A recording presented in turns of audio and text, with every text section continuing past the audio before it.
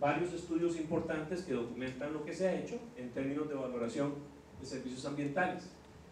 Uno de los problemas que encontramos es que la mayoría de los estudios no están publicados, ¿okay? No son estudios que tengan árbitros y que estén en publicaciones internacionales. Una gran cantidad de ellos se han hecho con valoración directa, preferencia revelada o manifiesta, y poca distinción en verdad en el marco epistemológico. En nuestro país no hemos tenido mucho desarrollo con respecto a esto en los estudios ni de daño ambiental ni de la valoración de servicios ambientales. Y en esencia, el método o el procedimiento que se ha hecho es un procedimiento netamente técnico, un procedimiento vertical donde viene un economista y se va con algunos técnicos al campo, básicamente determina cuál es el valor y ya está, ¿no? Se presenta el reporte, se utiliza, se toman decisiones de política, pero en este proceso no hay ningún tipo de participación. El problema, como les decía, es que a veces ese sistema más bien, o ese proceso más bien, puede agravar la conflictividad. ¿Cómo agrava esa conflictividad? Bueno, veamos el caso del proyecto El Tiquís. En el proyecto El Tiquís yo podría perfectamente hacer una valoración monetaria de los servicios ambientales que se están perdiendo, pero hay elementos ahí que tienen que ver con aspectos biofísicos que van a ser difíciles de cuantificar. ¿Ok? ¿Por qué? Porque se trata de un ecosistema abierto y de una de las cuencas más grandes del país. Entonces, el definir los límites del sistema van a ser sumamente complejos. Cuando estamos analizando, Elena no me deja mentir, cuando estamos analizando los impactos del proyecto hidroeléctrico del Tiquís, tenemos que pensar en el humedal nacional Terra 7, tamaña distancia, hay de un lugar a otro. Sin embargo, estamos hablando del humedal más importante del país, ¿verdad? Nosotros tratamos de hacer algún tipo de especulación con respecto a esto en el estudio que hicimos para el proyecto Ecoticos, en coparticipación con el CIMAR, y francamente pues nos dimos cuenta de la cantidad de estudio que hace falta todavía por eso, y todavía no tenemos el estudio de impacto ambiental realizado por el ICE para efectos de entender bien cuáles son las implicaciones, pero sí sabemos que posiblemente vaya a ser muy difícil que podamos capturar todos los efectos ambientales dentro de una valoración monetaria. Más allá, este proceso también tiene un elemento cultural muy fuerte, ¿verdad? Se invoca el convenio 169 de la OIT como un factor que está agravando las condiciones para efectos de la ejecución de este proyecto. Entonces, aquí, el hacer un proceso en el cual solamente incluye una valoración monetaria puede ser más bien un elemento que me crea conflictividad. ¿Okay? ¿Por qué? Porque no todos los estudios se busca hacer, por ejemplo, lo que estamos tratando de hacer nosotros aquí, que es abrirnos a la crítica, abrirnos a la conversación, abrirnos a la participación. Bien. En este caso, nosotros lo que recomendamos para efectos del proceso de la valoración de crucitas es un proceso de valoración multicriterial. Ahora, un proceso de valoración multicriterial es imposible de realizar en un mes. ¿Okay? Luego de que termine un poquito voy a explicarles por dónde anda el proceso ahorita con los compañeros que han sido autorizados para entrar y para hacer el estudio. Pero por ejemplo, esto sería un proceso que tendría que hacerse posteriormente a la valoración que van a hacer ellos. El método que más se ha utilizado en Costa Rica para efectos de valorar es un método que fue desarrollado por el Instituto de Políticas para la Sostenibilidad, que básicamente hace un diagnóstico con base en un momento y mide los cambios que ha causado el impacto ambiental, contabiliza el costo biofísico, básicamente a través de los costos de restauración, y el costo social por vía de la pérdida de beneficios para la sociedad. Esta metodología es una metodología comprensiva, generalmente tarda entre 4 y 6 meses y pues requiere recursos para su ejecución.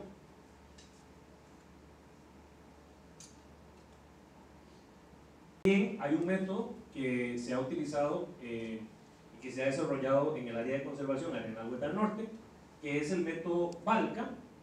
Este método básicamente es mediante una hoja de cálculo, y la hoja de cálculo pues es relativamente rápida, requiere de verificación de campo, sin embargo es bastante carente de sistematicidad en cuanto a los servicios ambientales y el valor. Puedo luego explicarles por qué digo esto, pero en realidad hay problemas con respecto a la comprensibilidad de los servicios ambientales que incluye, y sobre todo es muy vertical, ¿okay? El hecho de que lo hagan técnicos ya es vertical de por sí. El hecho de que se haga mediante una hoja de cálculo cuyo acceso al código no está abierto, también le añade otra capa de tecnicismo que lo hace conflictivo. El daño ambiental en crucitas, uno de ellos utilizó la metodología Balca y fue hecho por el área de conservación Arenal Huertar Norte. Básicamente ellos lo que hicieron fue estimar el daño en términos de la corta del bosque primario intervenido, de la corta de árboles de plantación, y de la corta de árboles. Estos costos se midieron mediante el estudio tiene varios problemas. El estudio determinó que el total del valor por efecto geofísico y efecto social era de 3.7 millones de dólares. Sin embargo, es un estudio que no hace un estudio de diagnóstico inicial de campo partiendo de información actual, sino que se basó básicamente en el estudio de impacto ambiental del 2002 actualizado en 2007. Hace un diagnóstico cualitativo sumamente severo. Leyendo uno el estudio del doctor Muñoz, concluye que el área no valía para nada, o sea que ambientalmente estaba muy mal. Nosotros diferimos de esa posición, y luego no hace algo que para nosotros es fundamental, y es lo siguiente: cuando usted está midiendo un flujo, usted no puede medir un daño ambiental y detenerse en un momento. Los servicios ambientales continúan siendo proveídos como flujos. Usted no puede decir hasta aquí estuvo el daño y el daño no se va a continuar reproduciendo. ¿Por qué? ¿Hay alguien aquí que sea de derecho? ¿O que haya oído de derecho? En el derecho tenemos lo que se llaman los daños y los perjuicios que tienen que ser considerados. El daño es lo que pasó hoy, ¿ok? Pero cuando se trata de bienes de capital, por ejemplo, tenemos que pensar en el lucro que dejamos de percibir.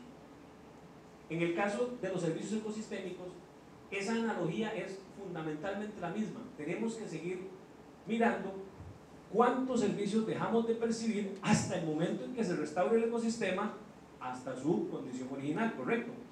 Esto no lo hace este estudio. Entonces, nos parece pues que esa es una importante consideración para incluir. Y la otra es la siguiente: hay un estudio muy conocido, muy reconocido porque fue hecho por el Centro Científico Tropical, que estimó por allá por 1998 el valor del servicio ambiental de biodiversidad. También estimó efectos de regulación de gases de efecto invernadero. En este estudio se utilizan los valores por hectárea que se estimaron para ese estudio sin ajustarlos a hoy en día. Uno de los problemas fundamentales que suceden con hacer eso y nada más contabilizar la inflación es que, por ejemplo, en 1998 el boom turístico no había llegado al punto que ha llegado hoy en día. ¿Okay? Entonces, si usted estima un valor recreativo con base en la estimación del CCT, se está quedando un poquito corto, porque hoy en día tenemos 2 millones de habitantes, 2 millones de turistas que llegan al país, casi un 50% de la población que se agrega. En 1998 no estábamos en ese número. Por lo tanto, es posible que estemos haciendo una subestimación del valor de recreación que puede tener un área. Igualmente, precisamente por la cantidad de visitas que está recibiendo el país, posiblemente la disponibilidad a pagar de la gente por los elementos de la biodiversidad sería más alta. ¿Por qué? Porque el servicio de recreación y el servicio de biodiversidad en Costa Rica están unidos. ¿Okay? Hay un gran efecto que tiene la reputación verde del país sobre el turismo. Si Costa Rica en estos momentos comenzara a desbaratar sus bosques, téngalo por seguro que eso tendría un efecto increíblemente significativo en términos de la demanda ecoturística. El mismo ministro de Turismo nos lo dice, que ellos buscan no el turismo de masas, sino un turismo selecto, un turismo con un ingreso medio más alto y que generalmente buscan las amenidades naturales, ¿no? Entonces, si ese es el tipo de turismo al que estamos acomodando el país, pues va a tener un efecto más grande con respecto a lo que es el valor de la biodiversidad, de lo que se le reconoce mediante una simple transferencia de ese valor. Bien, entonces nosotros lo que adoptamos fue una metodología multicriterial, y lo que aportamos fue este primer insumo monetario. Es decir, nuestra esperanza es que en algún momento podremos desarrollar los otros factores que hacen falta aquí para efectos de completar este estudio. ¿Qué implica esto? Implica una serie de cuestiones. Por ejemplo, en el CATIE se está haciendo algo muy bueno, que es que antes de hacer una valoración de servicios ambientales, se va y se le consulta a las comunidades si los servicios que se están valorando son relevantes para ellos. Me parece una consideración razonable. Díganos ustedes cuáles son los servicios más relevantes. No que en todos los casos solamente las comunidades tengan que decir cuáles son los servicios relevantes, porque hay servicios que son relevantes para todos. Por ejemplo, el humedal nacional de Roa Sierpe posiblemente está fijando carbono para el área metropolitana. No sabemos exactamente cómo funcionan los flujos de aire, pero es razonable pensar que algo de eso está pasando, ¿no? Entonces,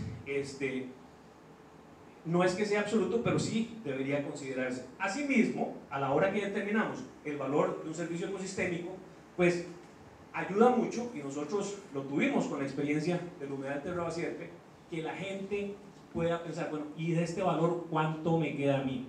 ¿Cómo hago yo para internalizar esto? ¿Cómo lo aprovecho? ¿Cómo hago para que esto signifique algo para mí más que un número grandote? Bien, entonces nosotros esperamos que todo ese proceso lo podamos desarrollar, pero por ahora, por la situación y por lo que nos estaban pidiendo, aportamos un primer insumo monetario, insumo que incluso dijimos claramente que debía completarse. Utilizamos, dado que prevíamos que íbamos a tener problemas para entrar a la finca, lo que se llama la metodología de transferencia de valor. Esta metodología tiene la ventaja de que se puede hacer viendo datos reales, pero que no dependen de verificación en el suelo.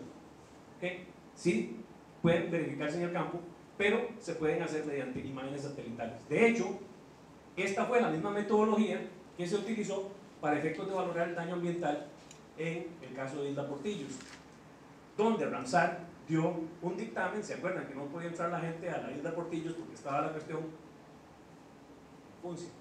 Entonces se decidió que Ramsar iba a basar su dictamen en fotografía satelital confiable y en los reportes de la gente que había bajado al campo en determinado momento.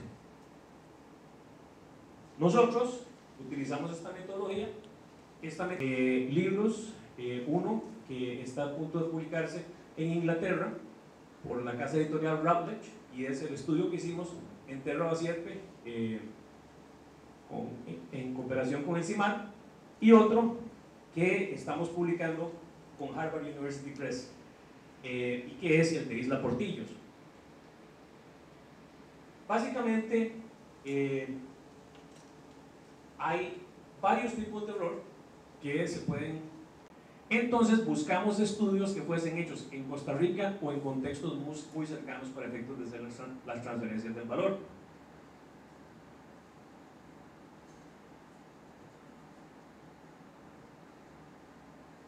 Asimismo, utilizamos imágenes SIG.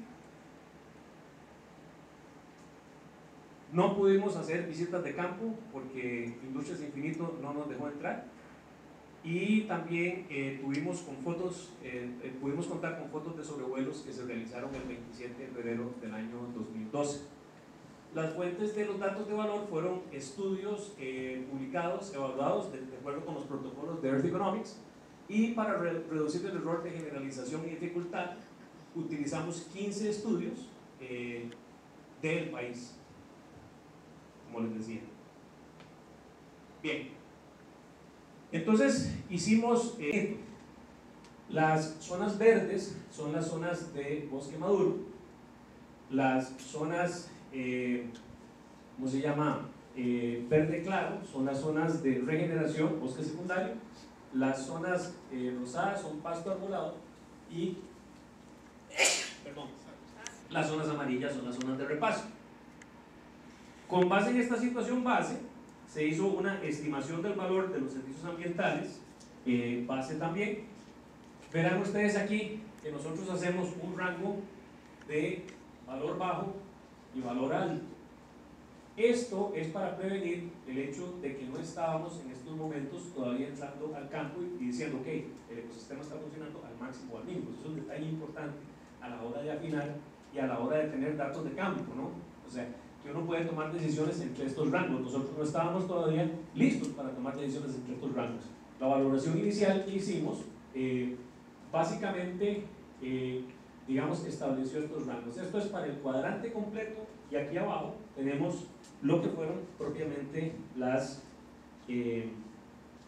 propiedades de Industrias Infinito. Estamos hablando de valor anual, ¿ok? Valor anual de provisión de servicios ambientales. En el caso de las propiedades de Industrias, el umbral del 2008, que fue el que puso el fallo del Tribunal Contencioso Administrativo, esta es la situación.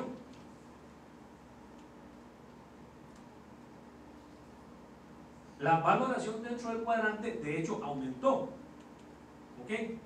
Pero, dentro de las propiedades de Industrias Infinito, vemos que el valor pasó a un rango entre 717.000 y 15.2 millones de dólares anuales.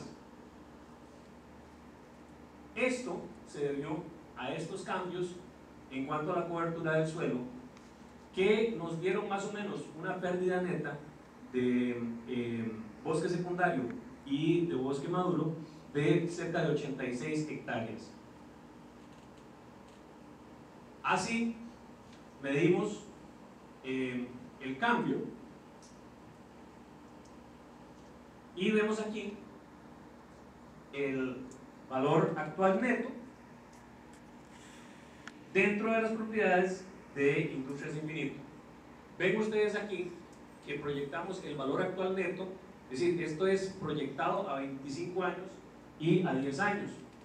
10 años lo hicimos porque es el tiempo que se toma para que pase a la segunda etapa de sucesión, más o menos, ¿ok? Que ya comienza a ser bosque secundario.